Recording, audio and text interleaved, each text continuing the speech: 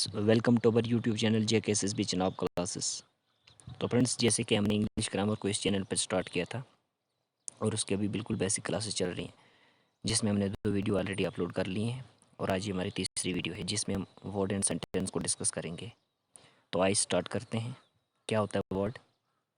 तो जैसे कि हमने पिछली वीडियो में पढ़ा था कि इंग्लिश अल्फ़ाबेट के अंदर 26 लेटर्स होते हैं। तो लेटर क्या होता है कि लेटर एक स्मॉलेस्ट यूनिट होता है जिसकी मदद से हम एक इंग्लिश वर्ड को लिखते हैं। तो यानी लेटर के बाद वर्ड की फॉर्मेशन होती है। तो वर्ड किससे बनता है? लेटर से बनता है। तो क्या है वर्ड की definition? A group of letters that makes a complete sense is called word. यानी लेटर्स का वो ग्रुप जिसका कोई सही मतलब निकले उसे हम वर्ड कहते हैं। जैसे हमने कुछ एग्जांपल्स यहाँ पे लिए, रीड, राइट, चेयर, कम। तो यहाँ पे जैसे हम मान के चलो चेयर लेते हैं, तो चेयर में कितने लेटर्स हैं? 1 2 3 4 5, यानी 5 लेटर्स का ये ग्रुप है और इसका कोई सही मतलब निकल रहा है, इसीलिए हम इसे क्या बोलेंगे? वर्ड बोलेंगे। यहीं पे अगर हम लिखते हैं RCHIA,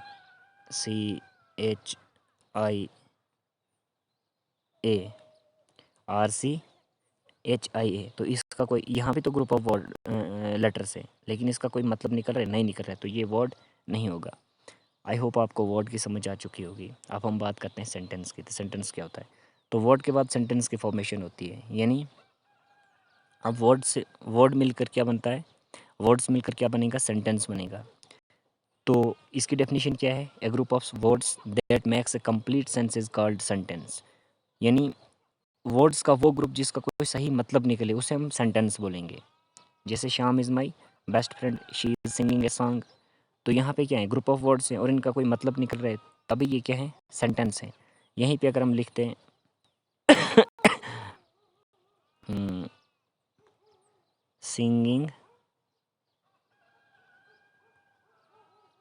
singing is song she, singing is song she. तो यहाँ पे तो ग्रुप ऑफ वर्ड्स हैं, लेकिन इनका कोई मतलब निकल रहा है? नहीं, तो ये सेंटेंस होगा? बिल्कुल नहीं। आई होप आपको सेंटेंस की समझ आ चुकी होगी कि सेंटेंस क्या होता है। तो अब हम बात करेंगे काइंड्स ऑफ सेंटेंस। सेंटेंस की कितनी किस्में हैं? तो sentence, there are 5 kinds of sentence. तो मोस्टली सेंटेंस की कितनी टाइप्स होती हैं, यानी काइंड्स होती हैं 5। कौन कौन सी? डिक्लेरेटिव और assertive sentence, interrogative sentence, imperative sentence, exclamatory sentence और ऑप्टेटिव सेंटेंस। अब हम इन पांचों को 1 बाय 1 डिस्कस करेंगे। तो क्या होता है डिक्लेरेटिव और असर्टिव सेंटेंस? डिक्लेरेटिव और असर्टिव सेंटेंस। तो क्या होता है असर्टिव और डिक्लेरेटिव सेंटेंस? तो ये एक ऐसा सेंटेंस होता है जो एक फैक्ट को बताता है या एक सिंपल स्टेटमेंट बनाता है। यानी असर्टिव और डिक्लेरेटिव सेंटेंस में ना आपको कोई कहीं पे क्वेश्चन मिलेगा, ना आपको कोई कमांड, रिक्वेस्ट या ऑर्डर मिलेगा। यानी ये एक सिंपल स्टेटमेंट को शो करता है। जैसे she is cooking food, she is cooking food. तो यहाँ पे कोई क्वेश्चन शो हो रहा है? नहीं। कोई रिक्वेस्ट शो हो रही है? नहीं। कमांड शो हो रही है? नहीं। They are dancing in the party. तो यहाँ पे आपको कोई command show, request, question show रहा है? नहीं। ये एक सिंपल स्टेटमेंट के बारे में हमें बता रहा है। तो इसी को हम क्या बोलेंगे? असर्टिव सेंटेंस बोलेंगे। असर्टिव नेगेटिव भी हो सकता है और पॉजिटिव भी हो सकता है। यानी एक पॉजिटिव स्टेटमेंट के बारे में भी बता सकता है और नेगेटिव स्टेटमेंट के बारे में भी बता सकता है। इसीलिए हमने आगे लिखा है कि इसकी types. An assertive sentence are of 2 types. Assertive sentence 2 types के हो सकते हैं, जैसे पॉजिटिव सेंटेंस और नेगेटिव सेंटेंस। तो ऐसे यहाँ पे हमने पॉजिटिव की एग्जांपल ली है, Rita is participating in the party. और नेगेटिव में हमने इसको ले लिया है, Rita is not participating in the party. Negative means जहाँ पे ना हो। आई होप आपको असर्टिव सेंटेंस की समझ आ चुकी होगी। अब हम नेक्स्ट टाइप की बात करते हैं। नेक्स्ट क्या है? Interrogative sentence. नेक्स्ट क्या है? Interrogative sentence. तो क्या होता है interrogative sentence? An interrogative sentence is a sentence that asks a question. तो इंटरोगेटिव सेंटेंस एक ऐसा सेंटेंस होता है जो क्वेश्चन पूछता है, जिसमें यानी क्वेश्चन पूछा जाए। जैसे do you write a letter, am I teaching you, what are you doing, how are you. तो ये ऐसे सेंटेंस है जिसमें क्या पूछा जा रहा है, क्वेश्चन पूछा जा रहा है।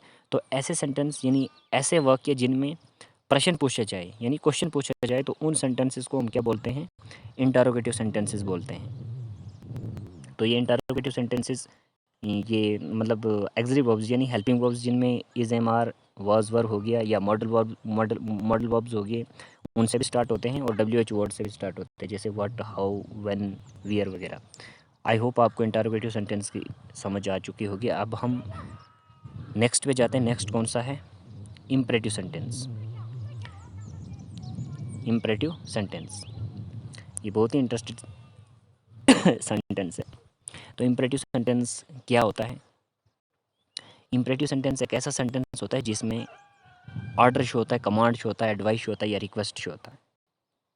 जैसे an imperative sentence is a sentence that expresses an order, command, advice और रिक्वेस्ट। तो ऐसा सेंटेंस जो ऑर्डर, कमांड, रिक्वेस्ट या एडवाइस शो करे उससे हम क्या बोलेंगे, इम्परेटिव सेंटेंस बोलेंगे। जैसे हमने कुछ एग्जांपल्स लिए, go there, come here, get out. तो यहाँ पे क्या ऑर्डर वगैरह शो हो रहा है, please help me, request show हो रही है, please give me A cup of T, request show हो रही है। तो ऐसे सेंटेंसेस को हम क्या बोलेंगे, इम्परेटिव सेंटेंसेस बोलेंगे। और हाँ, एक और बात है यहाँ पे, गो देयर। अभी हमने पीछे सेंटेंस की डेफिनेशन पढ़ी थी कि सेंटेंस जो होता है ग्रुप ऑफ वर्ड्स होता है।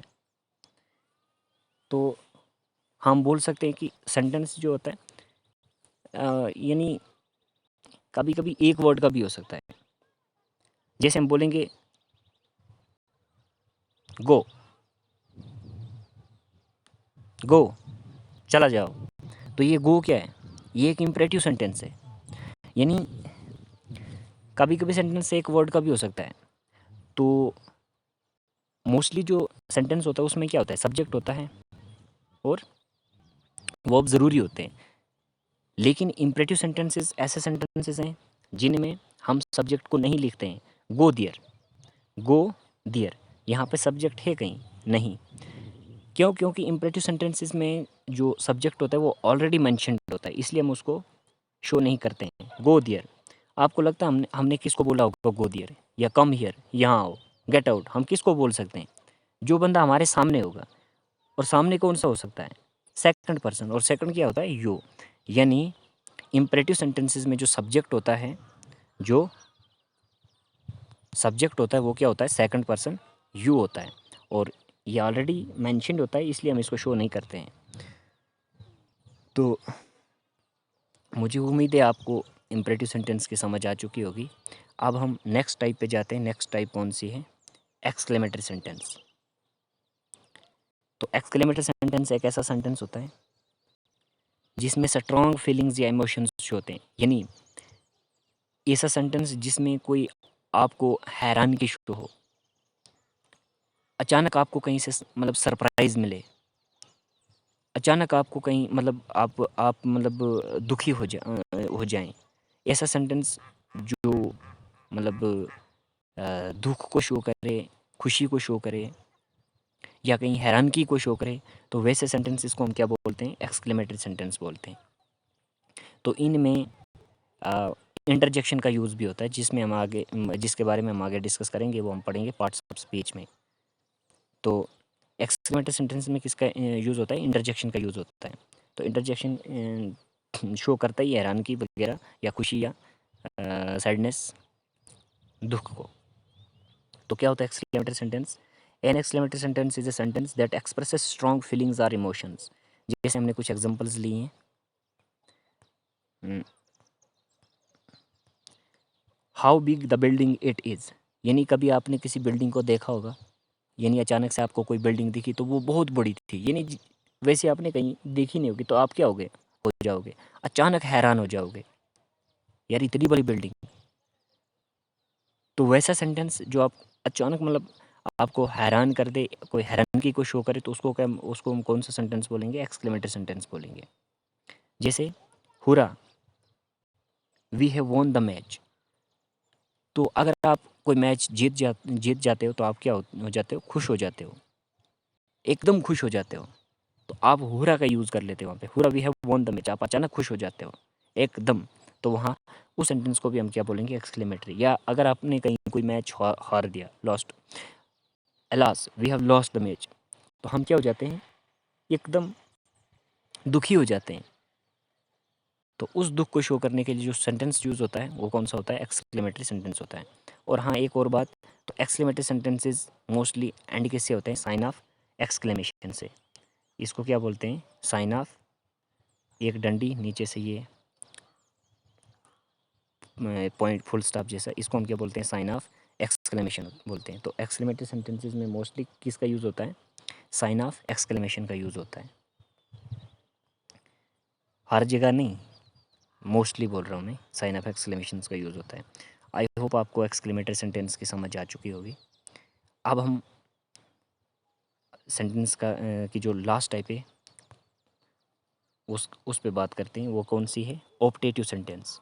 तो ये ऑप्टेटिव सेंटेंस एक ऐसा सेंटेंस होता है जो क्या शो करता है, ब्लेस को शो करता है, यानी आशीर्वाद को, कर्स, श्राप को शो करता है, विश, प्रेयर, विश, इच्छा, ख्वाहिश, या प्रेयर, दुआ को शो करता है।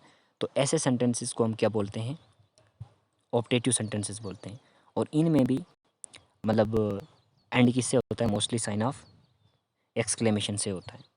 जैसे may you live long, may God bless you, may God protect your family, may you pass the exam. तो यहाँ पे क्या हो रहा है, मे यू लिव लॉन्ग, भगवान आपकी उम्र लंबी करे, मे गॉड ब्लेस यू, भगवान आपको आशीर्वाद दे। तो ये ऐसे सेंटेंसेस हैं जिनमें क्या, कहीं ना कहीं आपको प्रेयर शो हो रही है, यानी ये कहीं प्रेयर शो कर रहे हैं, may God protect your family. तो यहाँ पे क्या शो हो रही है, प्रेयर। तो ऐसे सेंटेंसेस को हम क्या बोलते हैं, ऑप्टेटिव सेंटेंस बोलते हैं। तो ऑप्टेटिव सेंटेंस क्या होता है, मुझे उम्मीद है आपको इसकी समझ आ चुकी होगी। सो थैंक्स फ्रेंड्स, मिलते हैं हम अपनी नेक्स्ट वीडियो में।